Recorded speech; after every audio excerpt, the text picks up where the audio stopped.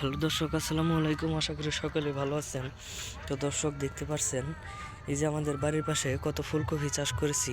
তো বন্ধুরা, আপনারা চাইলেও কিন্তু এই ধরনের ফুলকপিগুলো আপনারা নিজেরাও চাষ করতে পারেন এবং এই ফুলকপিগুলো চাষ করলে কিন্তু আপনারা ভালো ধরনের লাভবান হতে পারবেন। তো বন্ধুরা, আমাদের বাড়ির পাশে যে কৃষকেরা রয়েছে তারাও কিন্তু খুব সহজেই কিন্তু এই ফুলকপিগুলো চাষ করে থাকে। তো বন্ধুরা, আপনারা চাইলেও কিন্তু এই ধরনের ফুলকপিগুলো চাষ করতে পারবেন খুব সহজেই। তো বন্ধুরা, এই ফুলকপিগুলো চাষ করে অনেক কৃষকেরাই লাভবান হয়েছে। তো বন্ধুরা, এই ফুলকপিগুলো চাষ করা খুবই সহজ। তো বন্ধুরা, এই ফুলকপিগুলো কিভাবে চাষ করবেন?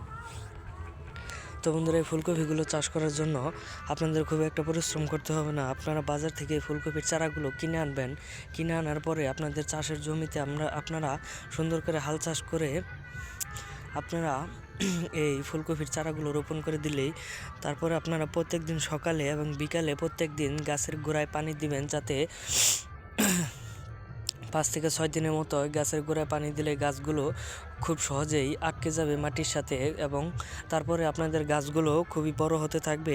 তখন আপনারা চাইলেই আপনারা এই গাছগুলোতে সার দিয়ে আপনারা এই গাছগুলো খুবই দ্রুত বড় করতে পারবেন এবং এই গাছগুলোতে যাতে পোকামাকড় না ধরে এই কারণে আপনারা সার প্রয়োগ করবেন। তো বন্ধুরা, আমাদের ভিডিওগুলো যদি আপনাদের ভালো লেগে থাকে তাহলে অবশ্যই চ্যানেলটি সাবস্ক্রাইব করে দিবেন। ধন্যবাদ সকলকে, সকলে ভালো থাকবেন। আসসালামু আলাইকুম।